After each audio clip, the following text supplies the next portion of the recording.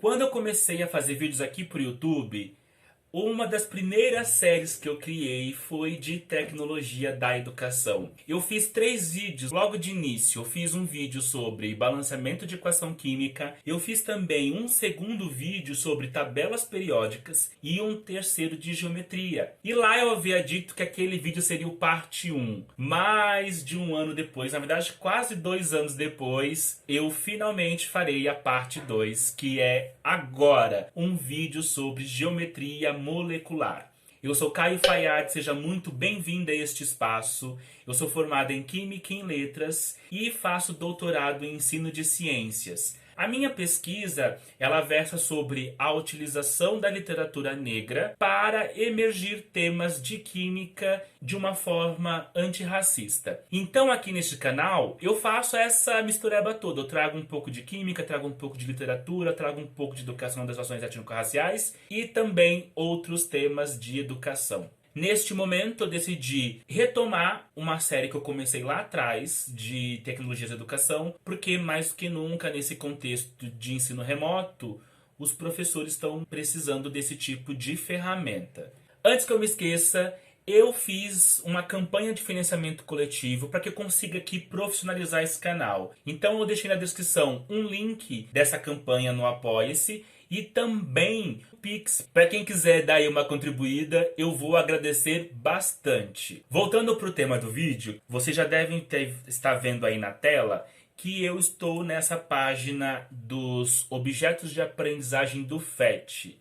Está já em língua portuguesa. Nos vídeos anteriores eu já mostrei para vocês como que eu coloco em língua portuguesa, né? O que eu vou fazer aqui agora é procurar justamente o objeto virtual de geometria molecular, que é esse aqui que eu vou trabalhar com vocês.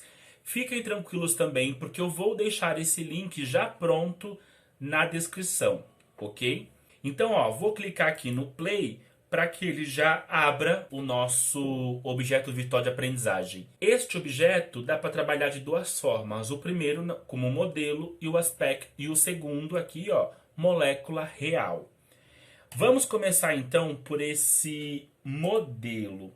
Qual é a ideia que a gente tem que ter em mente na hora de trabalhar um objeto virtual como esse aqui para trabalhar geometria? O primeiro ponto que eu acho importante, estou até aqui com o meu roteiro, para que eu não me perca aqui, é primeiro entender o porquê que você quer ensinar geometria, o porquê que um professor de química precisa ensinar geometria molecular. Isso é o central, porque a partir dele você consegue determinar até onde eu vou com esse conceito de geometria molecular.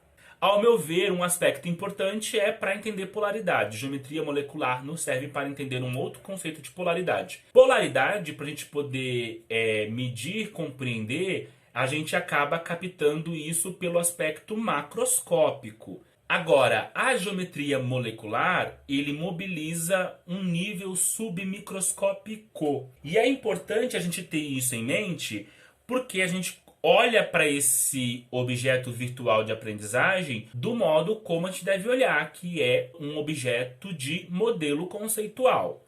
Ok? Então, nessa modalidade aqui de modelo, nós vamos precisar trabalhar com uma teoria, que é a teoria das repulsões de elétrons da última camada de valência.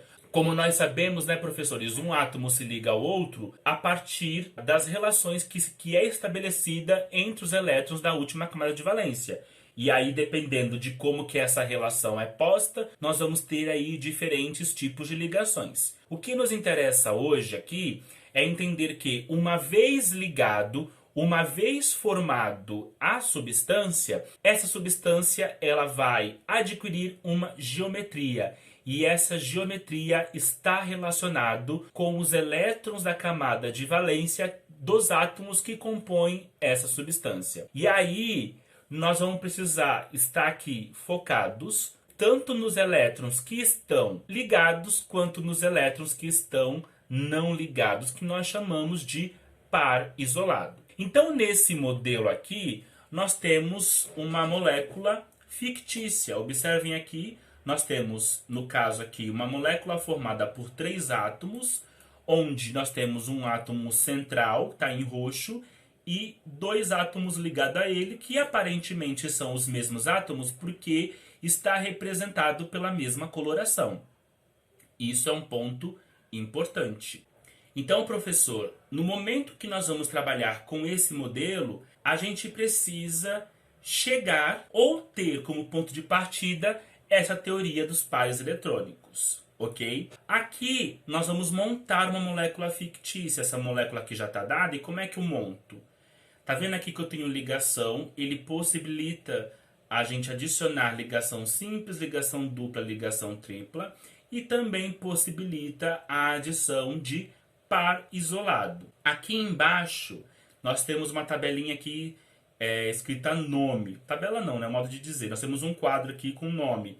E a gente pode ticar a opção geometria molecular, que ele vai dar um nome linear, e também a geometria do elétron, que ele vai dar também como linear para este caso. Então, professor, o que nós temos aqui que entender?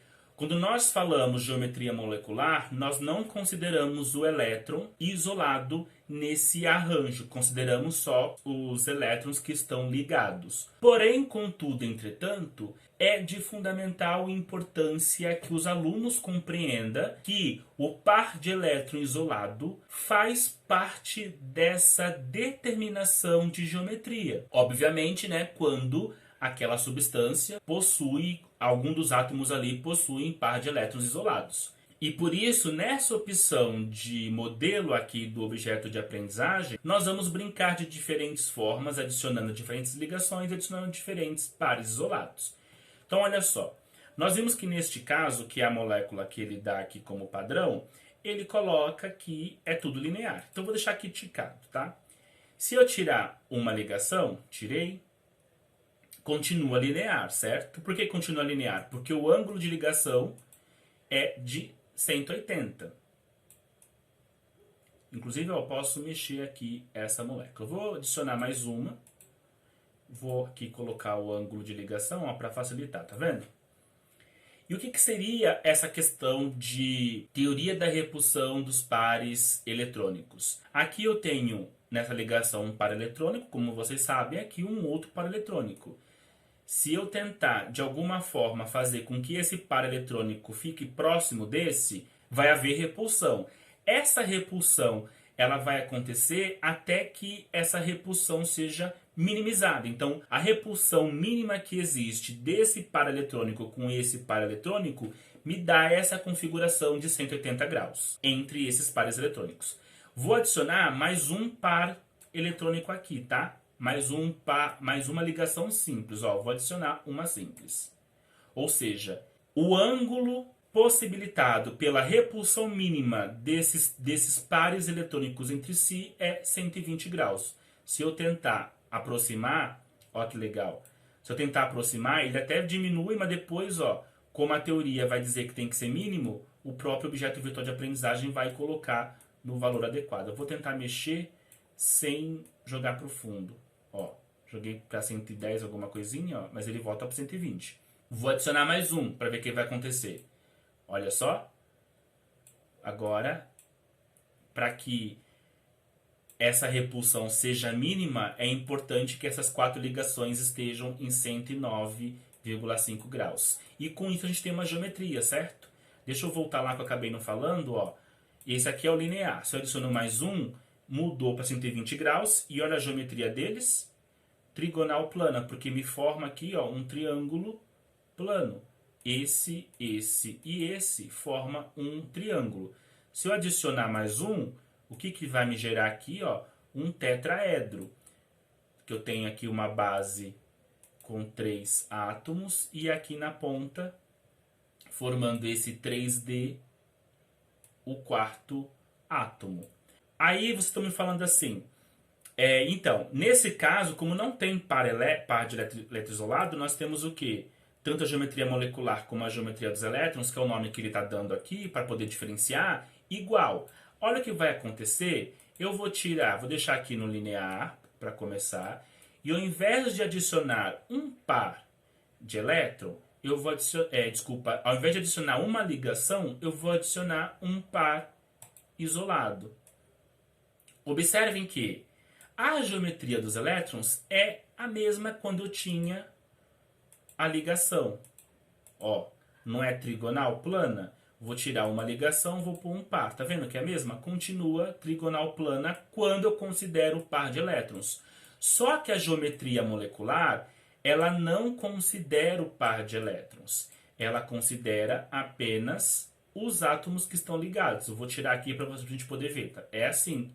Essa é a geometria da molécula. Então, nessa geometria, nós vamos denominar de uma geometria angular. Agora eu quero que vocês vejam, vou mostrar aqui. Vocês lembram como era quando eu tinha 4 ligantes, 4 ligações simples? Tem essa geometria aqui tetraédrica, certo? Então eu vou tirar uma ligação, vou tirar 2 ligações. Tirei a primeira, tirei a segunda. Vou colocar um par de elétron livre e o outro par de elétron livre. Observe que a ideia tetraédrica se manteve, só que para a determinação da geometria, eu não levo em consideração os pares de elétron, eu considero só os pares ligantes. Então olha aqui, aqui ó, só para vocês verem, tá lá, eu arrastei para trás, né? E aqui eu deixei para ficar melhor visível, e aqui eu tirei para a gente poder ver melhor. Também é angular, ok? Então é dessa forma que a gente começa a mostrar para o aluno que a determinação da geometria molecular, ela é algo que precisa dos elétrons, mas para consideração, para determinar o nome, eu tenho que tirar esses elétrons, eu tenho que pegar só os ligantes. Vou fazer aqui mais um exemplo, que eu sempre fiz com 2, né? Vou fazer aqui, ó. Deixa eu adicionar mais um e um par aqui de elétrons. Já tem 5. Aqui eu tenho um átomo central com 5 ligantes. Desculpa, com 3 ligantes, que é 3 ligações simples, e 2 pares de elétrons isolados. Então ele vai me dizer que a geometria, considerando os elétrons, geometria dos elétrons, ela é bipiramidal trigonal. Deixa eu ver se eu consigo mostrar para vocês de uma forma... Ela é bipiramidal porque eu consigo formar uma pirâmide na parte de cima e na parte de baixo. E ela é trigonal porque eu consigo formar a partir com a base de 3 dessas pontas aqui. E aí a geometria molecular ele vai dar o nome de geometria T. Porque quando eu tiro...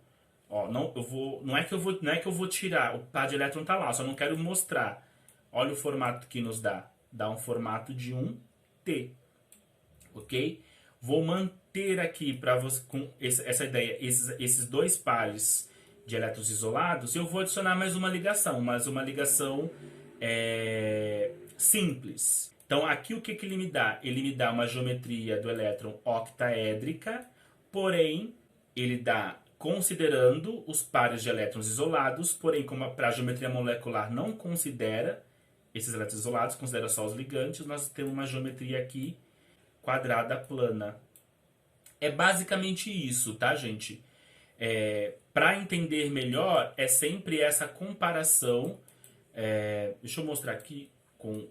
É a comparação, porque se ao invés de ter pares de elétrons isolados eu tivesse só ligantes, inclusive aqui ó, poderia ser também dupla, não tem importância para este aspecto da geometria, seria octaédrica, ok? Agora, se eu tiro essas duas e eu coloco os pares de elétrons livres, essa geometria com o elétron seria octaédrica, porém, como eu só considero os elétrons que estão ligados, ela é molecular quadrada plana. Aqui, por esse modelo, a gente precisa... Vocês observem que são muitas variáveis para se apresentar, e a minha ideia aqui para vocês não é ensinar geometria molecular, porque vocês são professores, vocês sabem muito melhor, às vezes até melhor do que eu, que dá esse conteúdo com maior frequência. O que é importante aqui, talvez interessante trabalhar com essa geometria molecular,